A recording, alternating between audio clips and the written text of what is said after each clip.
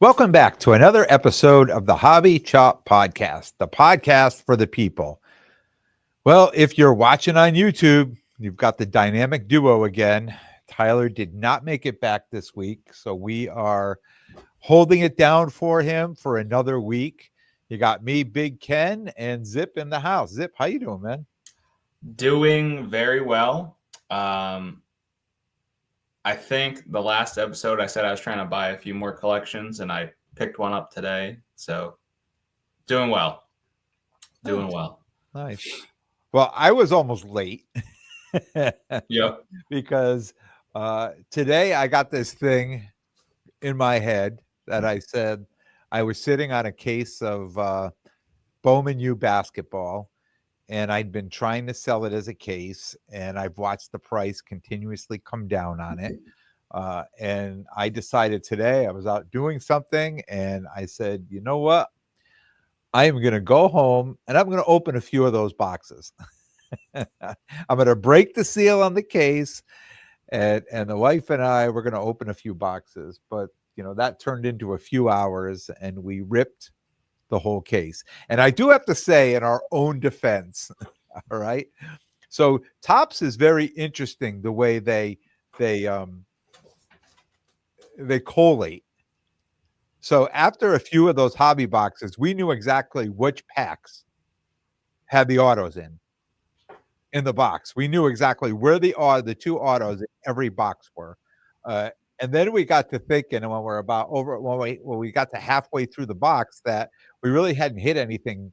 We knew that when they collated each individual hobby box, we knew that all the hits were at the bottom of the box. So we figured all these hits were going to be at the bottom of the case. So we had to keep going, and I'm glad we did. I'll share a few hits. Really quick, did anyone try to tell you to rip this case for like months? Yes, you did, sir. Yeah. You even tried to get in on it, remember?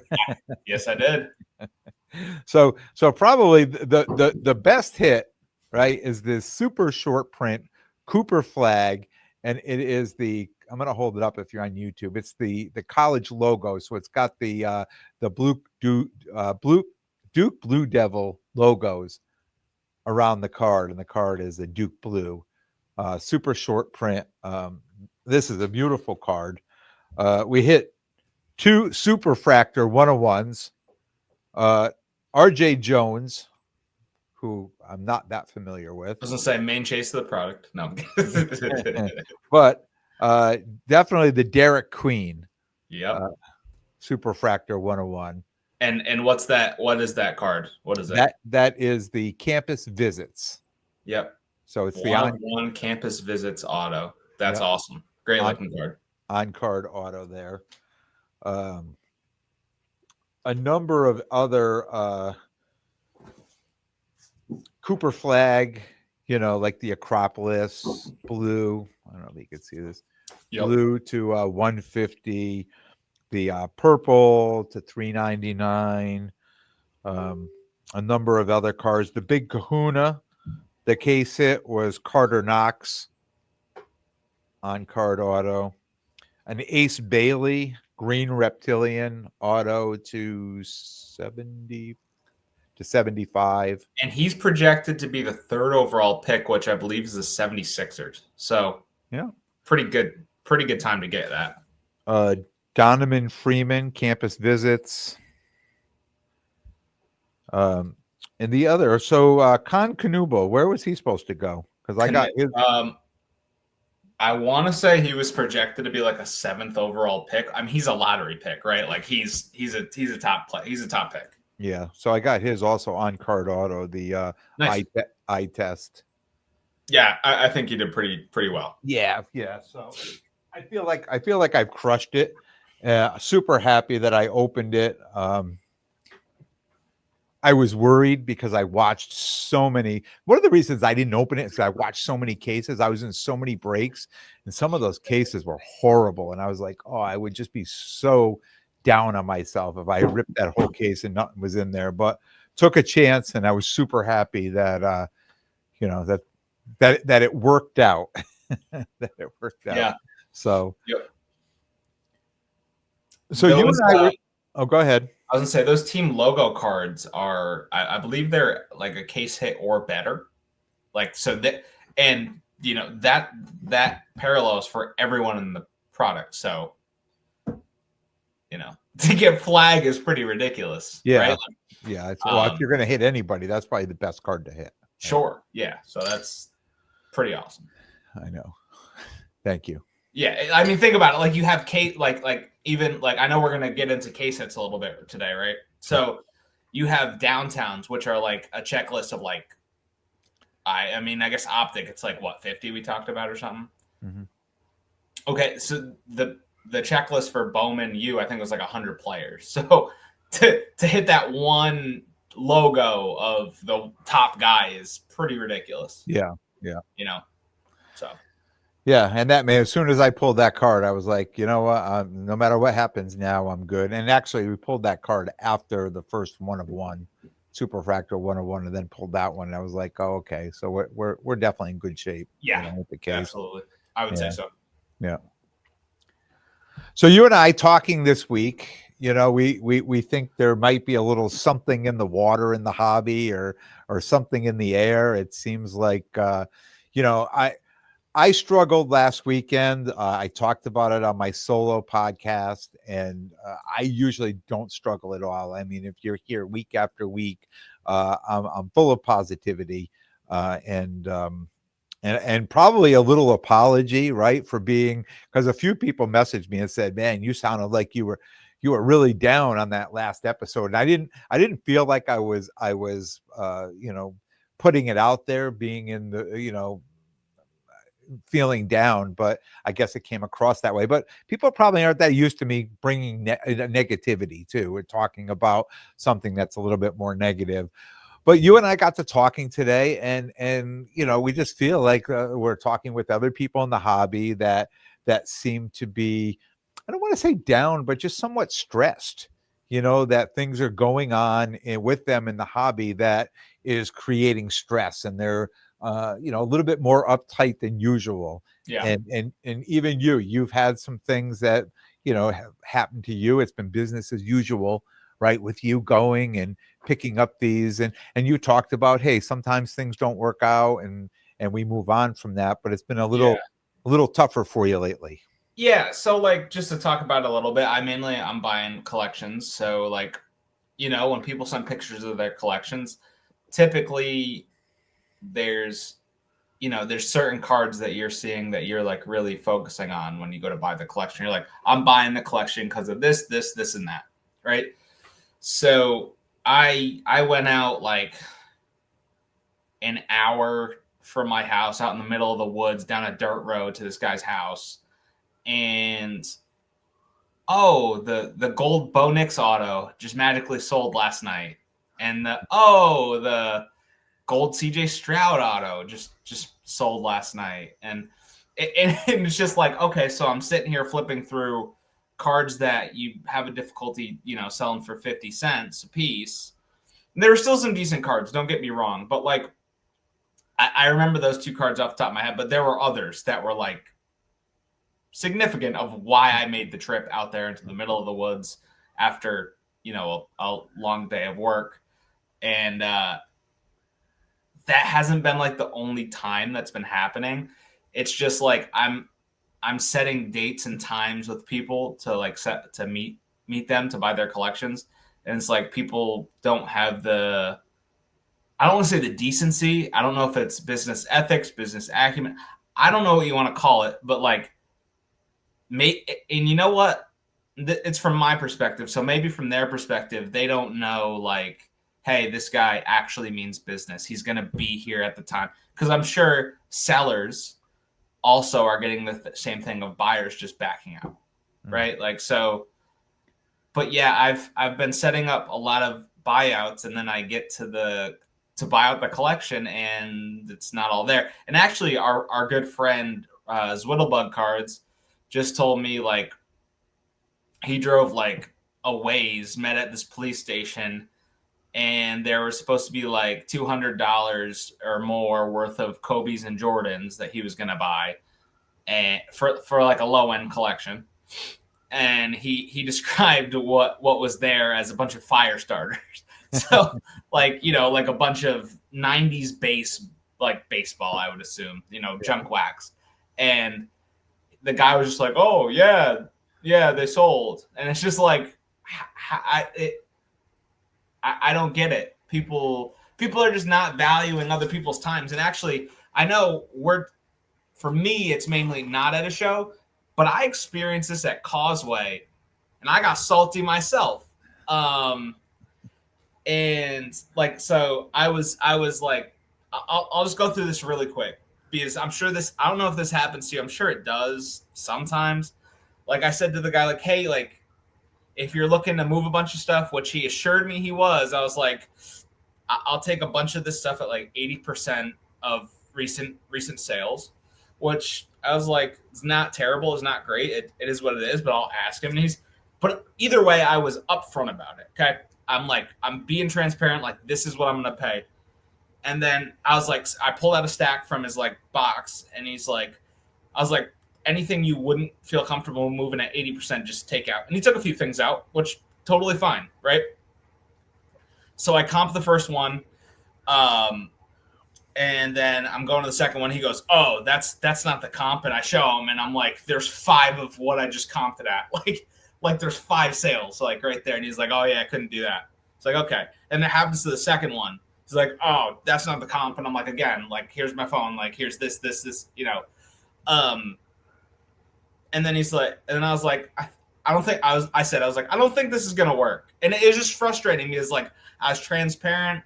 I'm taking my time. He agreed to it. He even took out cards he said wouldn't work. And it's like, are we not speaking the same language? I don't know. Yeah. And you know what? Sometimes too, you know, and what I think people realize, most people do realize, some don't, but when you pull out a bunch of cards, right? If you just cherry pick the very best cards and say, I just want those, right, the buyer is going to be super strong on them, right? But now if you start to add in a bunch of stuff that you probably don't want, but the buyer is going to be more happy to come to a deal because they're getting rid of everything, and they're getting more money for what's going out. So with that being said, right, if you price things out accordingly, that you're, you know, maneuvering the numbers any way you have to make it, you know, look like it's a good deal. I'm just going to say that because I don't know how else to say that. And then all of a sudden, all the seller cherry picks out 2 or 3 cards and says, nah, I'm going to keep those, but I'll still sell you the junk over here for. And then I continue to do it. Well, right? well, that's you. For me, I'm like, look, this is all part of the deal. Like if you're going to hold those cards, and now these are the only ones for sale, now I'm going to recomp these cards, or these cards are going to be a different price because I'm taking these cards because I'm taking Right. these higher end cards. But if you don't want to let those higher end cards go, then we're going to renegotiate on the smaller cards. I agree with you, and what I'm saying is that's more rigid than I'm even being, right?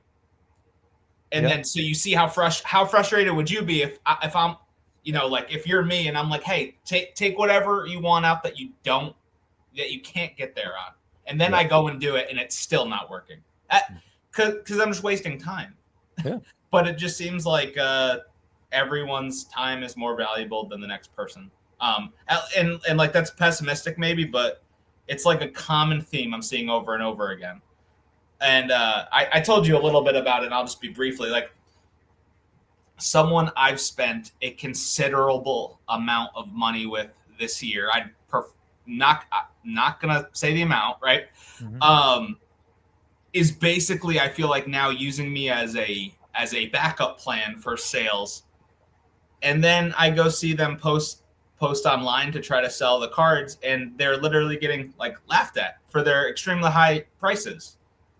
And it's just like, it's just so frustrating because like I'm driving hours there and back, you know, clearing out everything good, stuck with boxes on my table of bad.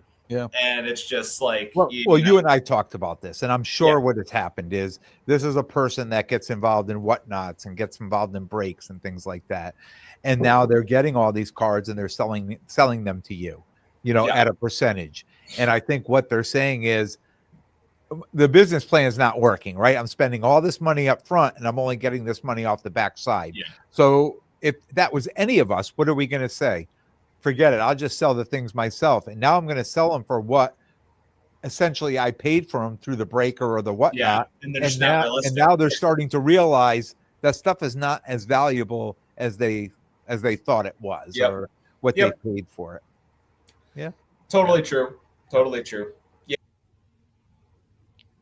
And it's tough to trust people too, especially the online stuff.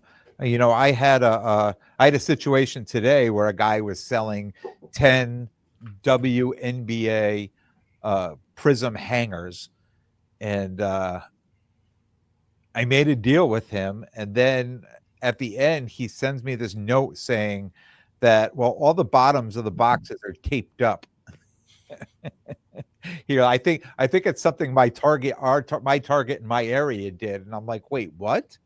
He said, "All the bottoms of the boxes are all taped," and I'm like, "Well, I'm all set." And if you know those hangers, like if you just slide the pack out, the silver prisms, the very last card in the back, you just look at as soon as you pull it out, if you got a Caitlin Clark silver prism or not. And that, I mean, there's other cards in there, but I mean, the massive chase is that one. And I've heard this from other people online who had bought hangers from people who are throwing other people out, blasting them out on Facebook saying, "Oh, I just bought these hangers," and showing pictures that the bottoms are opened up on all of them. So, I mean, there's a lot of little things going on now. I don't know if it's, you know, if there's is it everybody's got an idea, everybody's got a plan, I don't know. I just feel like there's enough people who what is it? They're smart enough to get themselves in trouble. What is the saying? Do you know what I'm trying to say? It's like they know just enough. Yeah, they know just enough to get themselves in trouble. Yeah. I feel like Yeah. that's happening left and right. Yeah, yeah. But I think this hobby is ripe for that, though. There's literally no rules in the hobby, right? So Yeah. if I rip you off, who's coming after me? Nobody's coming after me, and maybe you're going to shout me out, but now I just go on to another area where I can, play my game somewhere else. So, Yeah. there's really no repercussion of somebody who tries to scam somebody else in this hobby. And that's what Mike Geo from Sports Card Nonsense says. He's like, in this hobby, I'm paraphrasing probably. He's like, all you have to do is if you get caught doing something, apologize and continue business as usual, and everyone forgets. And like, I pretty much, I guess, like you see it time and time again, and it's just, yeah, I don't know. Yeah. It's interesting though. Like, I just like wasting people's time is like, right, like not to get deep or philosophical, but like time is the most valuable thing we have. It is, and in this hobby, there's more junk than valuable things, Right. you know. Right. So, and people even like myself, I just ripped a case of stuff, right?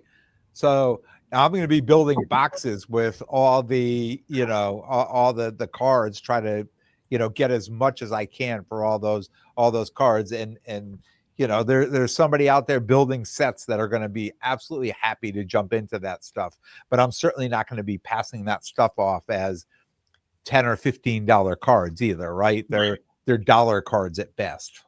Right. Yeah.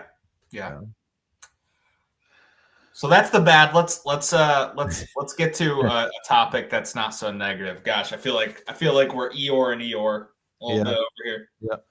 So again, this spawned from my solo episode where I talked about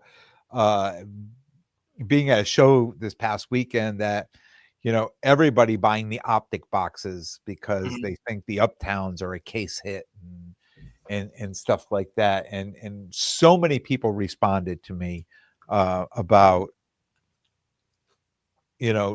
how they felt that case hits should be numbered. And it gives us it builds more rarity in that card, Yeah. and it puts, it also puts the manufacturer in a position that if you're calling something a case hit, and then all of a sudden in a whatnot stream they pull 30 case hits out of one case, right? Or a lot of things along those lines. It's like, well, how much are they a case hit anymore?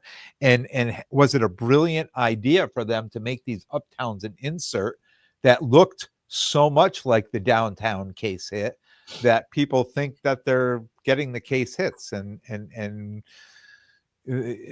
they think these boxes are loaded, that they could just keep buying them and keep pulling these cards out. But as we see online, the values of these cards are just starting to tank because there's so many being pulled and so many put up for sale. And I just feel like that's like you have enough knowledge to get yourself in trouble. Like, so I just pulled up really quick Jaden Daniels from Donruss, because Optic is still new enough. We're not going to even have a fathomable amount of how many Optic downtowns there are.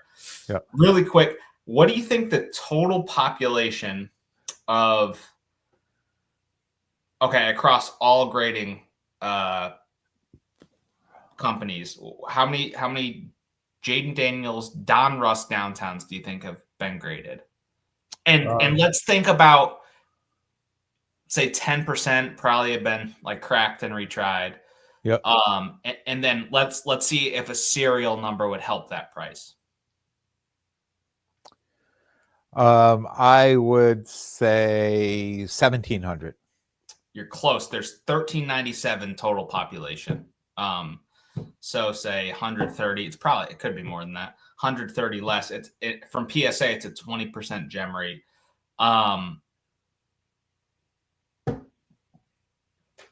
But did they ever tell us what the print run is on them? No, but like, so we go off of this. So say there's more than 1,000 of them. What card do you know with a serial number of 1,000 that's ultra modern that is gonna sell for 2,700 in the PSA 10? It's okay, because if you serial number them, you realize how not rare they are, and that's the top one, right? Like, that's not even saying how many downtowns there are across the product. That's one player. Yeah.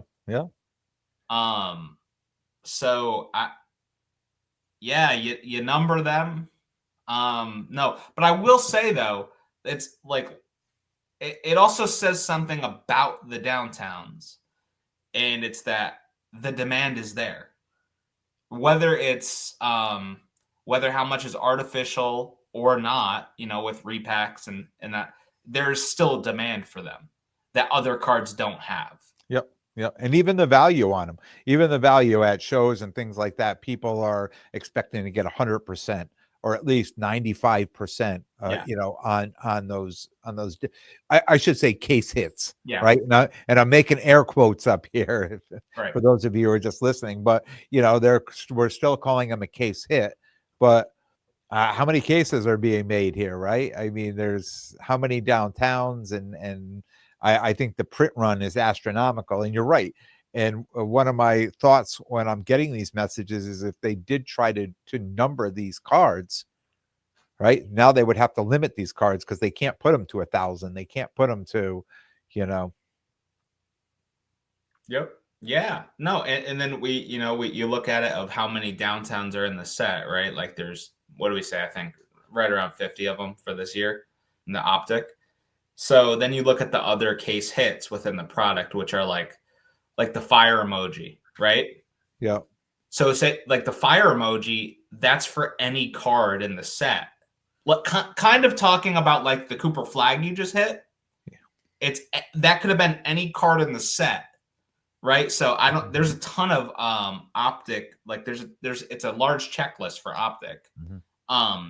So like in theory, there's probably way less of like those fire emojis, or even like the blue glitter. You know what I mean? Like there's probably way less, or there's probably way less of those than the downtowns. Yeah. Yeah.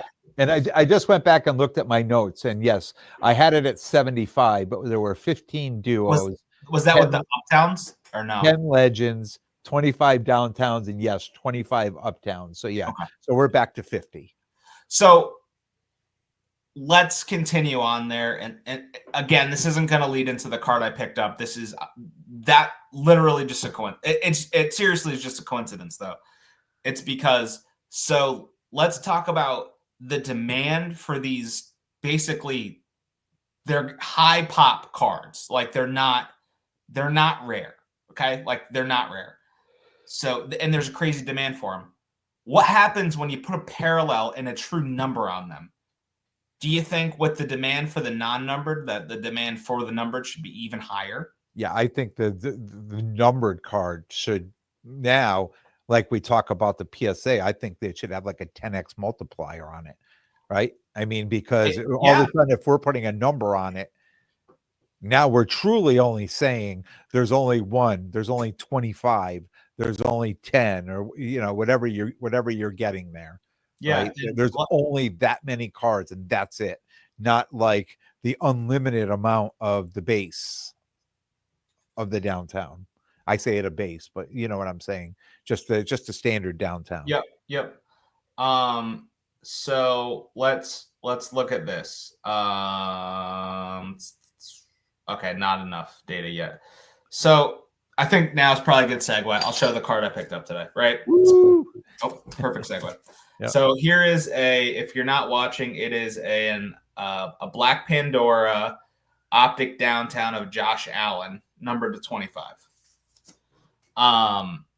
And the regular optic downtown of him from this year right now is selling for, the last two sales were $1,550 and $1,480, non-numbered. And is that graded? PSA 10, sorry. PSA Those 10. are PSA 10s, right? Yep. There's one sale of this card at $3,000. Raw card. Yep. But we're talking, but like how many of these optic downtowns are probably out there? Of just like the non-numbered. We know how many of those numbered ones are because that's numbered to 25. Exactly. But what I'm saying is there's probably thousands, right, of the other ones. And then so we have 25 to, we'll be super conservative. I bet you we'll say 2,000, right? Say there's 2,000 of those, and there's probably way more. So you have 25 to 2,000 of them.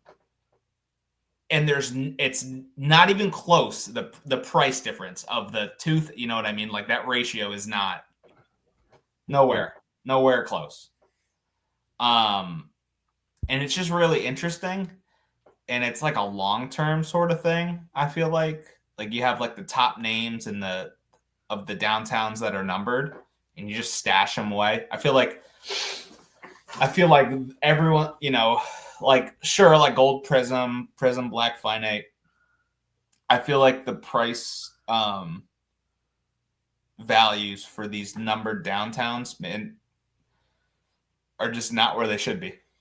Because there's past years of like the Josh Allen and like a PSA 9 that are like out of 25, right? That are low 2000s. Yeah. So if we were to say that if we were just to assume that print run was 2000 which I think is super conservative, right? Yeah. And if you put 50 different versions of that, right, and they're all case hits, if my calculation's right, we should be at 1 million cases, right? If we're just multiplying 50 times, you're saying 50 times 2,000? Yeah. 100,000. Oh, 100. Oh, okay. I'm off by a zero. So, but that seems so low. That's 100,000 cases to me just seems way too low. So now, it's probably if we doubled that and we made it 4,000, right? We're only at 200,000 cases. Yep. So it's like I said, super conservative, and that's just kind of basing off, like, because think about how many of the just Donruss, okay? Think about how condition sensitive a lot of those downtowns were. So those are just the graded. Think about how many just have never been graded for Yeah. obvious Yeah. reasons, right? Yeah, Like, there's just a ton. Yeah. so, Yeah. but like, I don't want to speak for me because obviously I have a conflict of interest. I've thought about this. I think we've talked about it a little bit. It's different because I'm holding this now though. Is like, what do you think about the value of a numbered downtown? Just that the normal downtown has, like, I feel like the downtowns and kabooms have like an unmatched demand. Yeah. But I think if they were numbered, that demand would be so much different than they are right now. And I've heard a number of people say, I'm chasing kabooms now because I think they've ruined the market on the downtowns because it just seems like too many are being pulled, and that the kabooms seem to still be super rare. I mean, I know people who've ripped cases of blasters and have not absolute blasters and have not hit uh, the kaboom or the explosive in there. And I know there's no guarantee. I know they're guaranteed in the mega box, but you would think, you hear of people pulling them out of there, so you would think there would be, more in there than they're actually pulled. So I find those cars to be more rare than the downtowns. For sure. And even I feel like the gold and green kabooms have a way, But the gold and green only come out of the hobby boxes, right? I know, but like it's just talking about the numbered versions of them. I feel like that multipliers makes sense. Yeah. You know what I mean? Because if you think about it, the numbered downtowns, like compared to how many downtowns are printed, like it's way more unequal still, just because like how many non-numbered downtowns there are. You know what I'm? Because like I would agree. Like I could look it up. I would assume the kabooms are much more rare. I agree with you. Let's look at Daniel's. And here's the thing: the absolute product, all the rest of the cards there's hardly any value to them. Like in the Don Russ with the rated rookies and things like that. There's a lot more value when those boxes first come out versus the absolute rookies that have almost no value. Yeah, so the Daniels horizontal kaboom is a total population across all grading companies of 713. Mm-hmm. Right? So that's significantly less. Yeah. Yeah. And there's one kaboom. It's not like there's Donruss of the non-chrome downtowns and then Optic of the chrome downtowns. Yeah. So I feel like I'm going to sound like an idiot. It just makes me think that the numbered downtowns would be more like the I don't know what I'm trying to say here, so help me out. Like, but you're saying with that card right there, even though the value of the last sold was 3,000, it feels like that card should be like a $5,000 or $6,000 card, and not if you're just trying to go off the amount that there are in like of the normal. I mean, I agree. Even I mean, I know you're comparing it to a PSA 10, right? You're comparing right, like, PSA 10. If that were to gem, if that black Pandora at 25 were to gem, I mean, I would have to think you would be closer to 5 to 8K on that card than 1,000 to 1,500. So actually, the Josh Allen, the gold of this just sold raw for $5,000. Okay.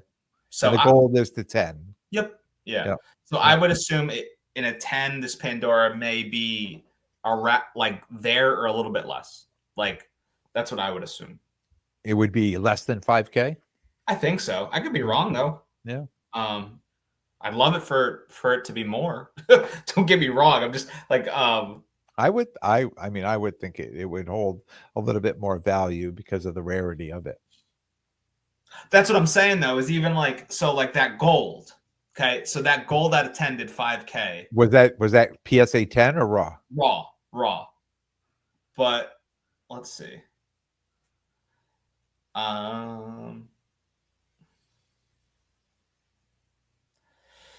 I'm gonna look up his. Does he have a kaboom? Oh, does he not have a kaboom this year? I don't think he does. Hmm.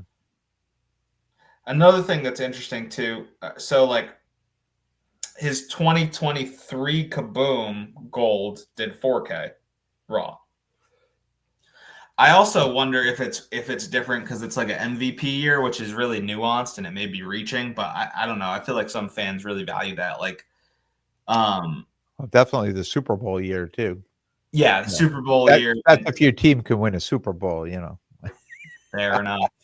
Fair enough. All my Bills fans out there. Yeah, yeah, absolutely. Yeah, after I've gotten all the flack for my Celtics, good one, Ken. Yeah. Um, yeah, I don't know. I just think like maybe I'm crazy, but I feel like it's one of those things hiding in plain sight of value that should be valued more. I could be wrong though. Yeah. All right. So we're going to try something a little bit different this week. We're going to throw out a question. We're going to let you guys answer it, and then we're going to cover it next week on the podcast. So the question is, do you think promoters of card shows should set up at their own show? Do you think promoters of card shows should set up a table with their stuff at their own shows that they're promoting? Please message us if you're here on Facebook, YouTube. Drop a comment below. Find us on Instagram, Facebook group. Send us, tell us what you think, and we're definitely going to talk about that next week. Absolutely. Yeah, that'll be good to talk about for Yep. sure. Should we hop into listener questions now? Yeah. Okay. Let's jump in. Some decent ones that I think me and you will probably like to answer. Okay. Oops. Here we go. Alrighty. First one from Jeffrey Bahuniak. Are there too many variations in each product for them to hold any long-term value? Too many variations, and I guess we're talking any cards, He football said, cards. are there too many variations in each product for them to hold any long-term value? So I think we could just speak in generalities. Yeah. I think, and I'm going to say this, I think the product needs variations.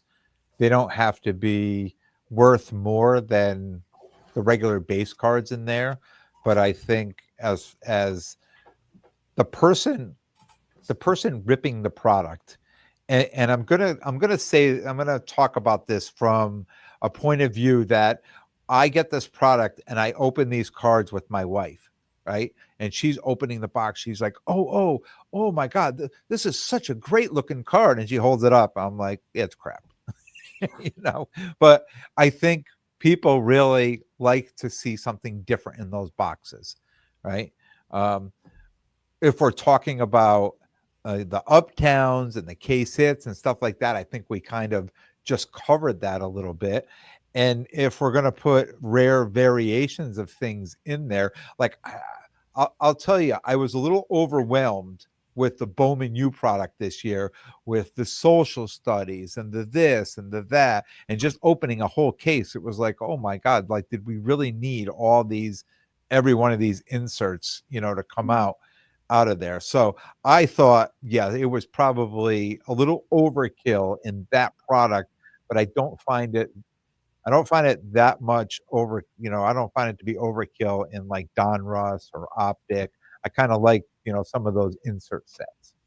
Yeah, so two ways to answer this. When they talk about variations, or maybe it's like how many cards of a certain player within a set, I don't necessarily think there are too many of those, between like inserts and things like that. But if we're talking like parallels, yeah, it's way too many because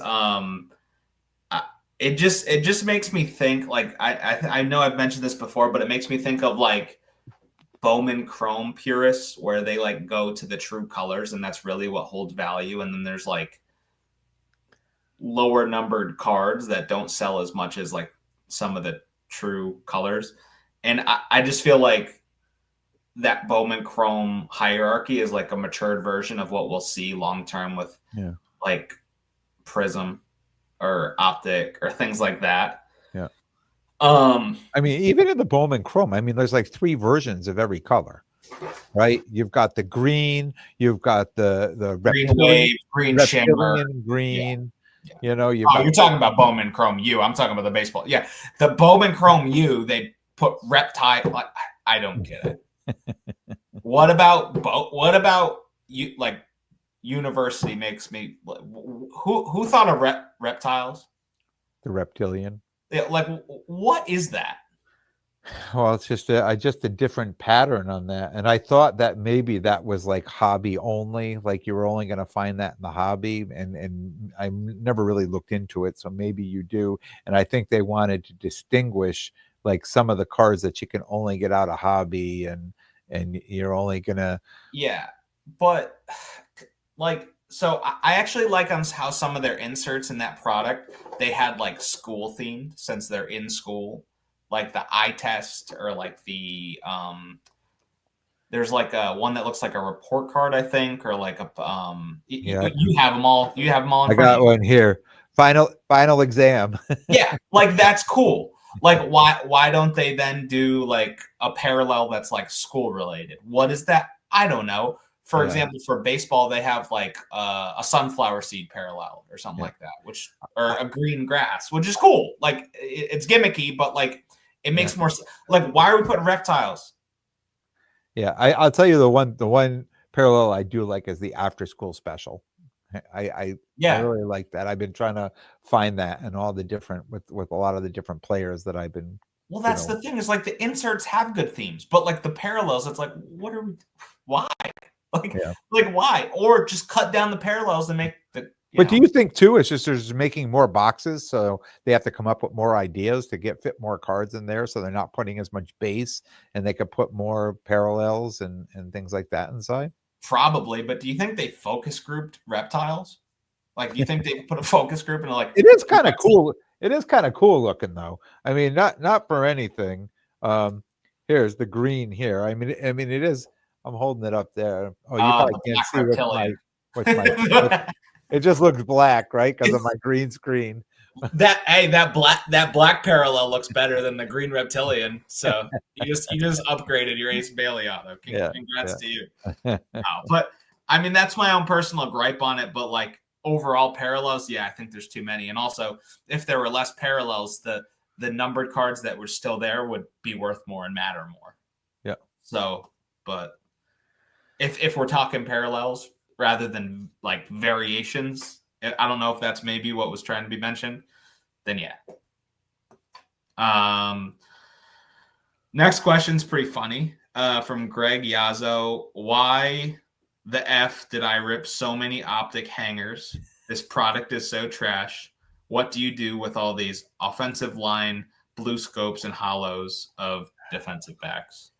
$2 each, penny sleeve, top loader, or $1 in a penny sleeve in a box, and hope for the best. I mean, or what you do is all the people who are like with Swiddlebug cards or like with me is you post like some really nice cards in a lot, and then you go to sell the lot, and you have the person come, and then you magically those cards sold, and you just have these O-line and these defensive backs, and then people are and we're like, oh, we drove all this way, so then you. Let me tell you something from a guy who sets up a lot of the local shows. I know at least 3 or 4 guys that show up, come right to my boxes. They're set builders, and they go through and they buy all these cards for $1 each. And I know a lot of people don't set up, but if you could figure out how to advertise all those somewhere or put them in lots, throw them in your Facebook group or something, people will find them. There is some value. You're never going to get your money back that you spent on those boxes, selling those cards for $1 each, but there is some value in those cards. Yeah, I mean, like the actual logistic answer is probably make massive lots and post on eBay, or um, post lots on like Facebook marketplace, like collection buyout, and then take all at an attractive price. Yeah. Because you have to think like, who would want to buy those? You have to make it attractive for someone to want to buy them too. So it's not great though, Greg. So sorry about that. Ooh, the last one is gonna be. Actually, there was another one too, right? Is the last one about if Caitlyn got hurt? Yes, I know. You can't wait to answer that one. Was that the last one? This is the last one I have. Oh, What happens to the WNBA if Caitlin Clark suffers a major injury? Ken? well, here's the thing. Let me tell you a story now. Um, I think we're at a place right now. If she suffered a major injury, similar to what Juju Watkins just did in the NCAA tournament, um, we're going to see probably a setback. But I think she's built a big enough fan base, and she has enough people behind her that there's no way she's not coming back. If she didn't come back, it would be there could be a problem. But people would wait for her to come back. Many stars that have shown up in professional sports who've suffered an injury have come back the following year, and their fan base is just as strong. Um, will the attendance be down at some of her games? Probably, because people are going to some people are just going to watch her play. But um, yeah, I think they'd take a hit, but I think it would be okay. I don't think the WNBA was going to fall apart. I think there's enough attention on it now. There's enough people who bought into season tickets. I know ticket sales are way up. People are going to games. They're televising games that people are watching, and that's important. Those televised games, and they've contracted to televise. I think it was 8 of the Fever games this year, on a major network. So they're doing everything they can to bring the attention to the sport, and they're using her as the catalyst. So if she was to be injured, yes, there definitely would be some drop off, but I don't think it would be as damaging as people might think. Yeah, I think depending how major the injury was, it would just be a setback for the WNBA, for the actual sport. Mm. Now, if we talk, what would it do for WNBA cards? I think that may be a way different story. I don't think it would do anything. I think people are lined up to get Caitlin Clark cards. I don't I don't care who you are. Trust me. Every store I've been to is immediately sold out a WNBA blaster, for cards like that. The Select sold very well. The Prism Hobby sold very well. Whatnot Streams are still breaking these boxes. I'm still getting messages that they're breaking Select Hobby and Prism Hobby, and But Caitlin Clark isn't hurt, right? they're still buying her cards. I don't think the value of her cards are going to tank. And I don't think people are going to not want to buy them if she gets hurt. I think, like I said, I think it depends on how serious the injury is. Well, I think the because it's all question hypotheticals. said major injury, so It depends how major it is. What do you consider major? Like an ACL, is that a major injury? I mean, then you're back. Not even me. I don't think it's a setback, but I think most people recover 100% and come back and play as they've been playing with the ACL. Yeah, I don't know. I'm more pessimistic just because there's demand for other players, but I don't think it's an exaggeration to say 98% of the value in all of WNBA cards is her, right? No. I mean, there's so many other players out there. I mean, Cam Brink got hurt last year, right, during the season, tore her ACL, major injury, right, if we're going by that. And yeah, her cards tanked. The price value of her cards tanked. But to me, it was buying season, right? Yeah. Because I have a feeling she's going to come back. She'll be back.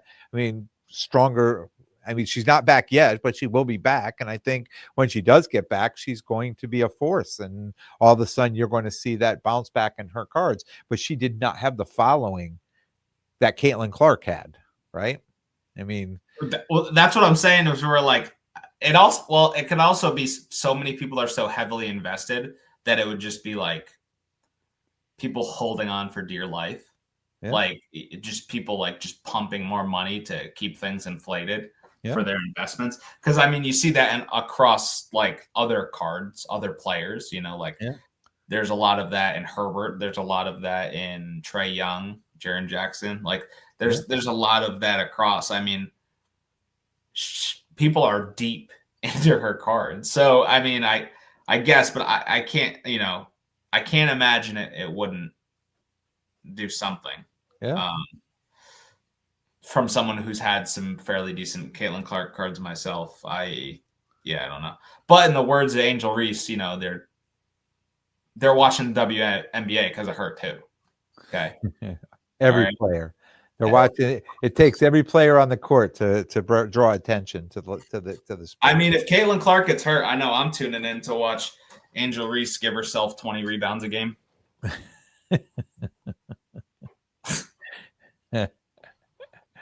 But no. Let's hope Caitlin Clark doesn't have a major injury, and then we don't have to even worry about that. Thanks, Michael. Yeah. Thanks, Michael.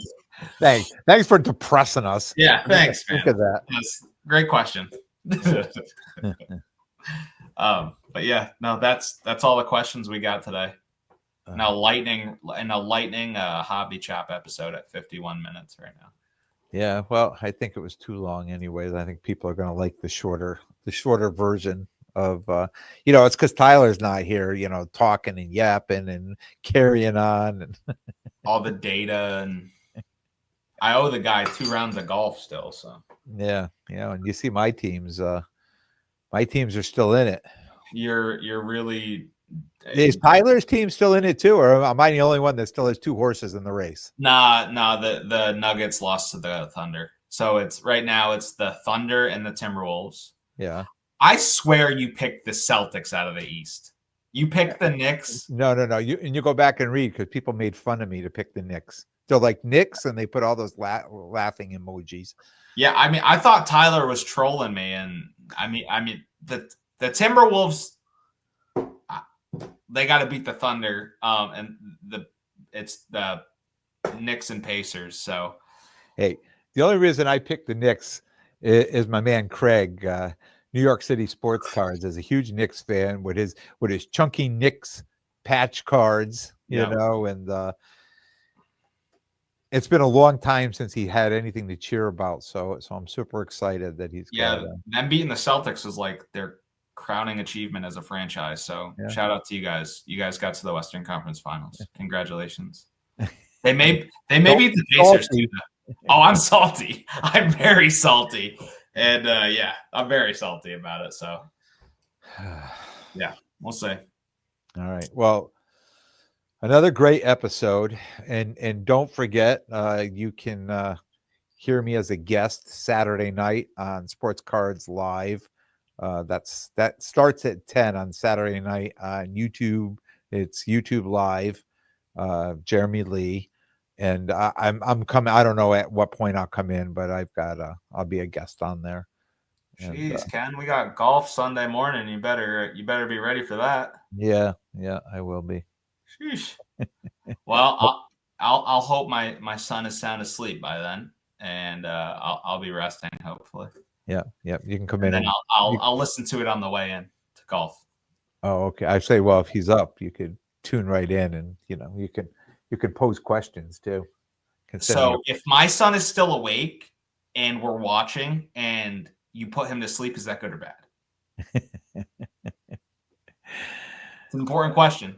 Yeah. Well, if I put him to sleep, then I don't know. I guess it's bad. You're gonna have to put the overalls on and the pink T-shirt, Miss Rachel it up. So that will keep his attention. Yeah. That or Cookie Monster. Cookie Monster's huge right now in our house. Yeah. Oh. All right, kid. Another good episode.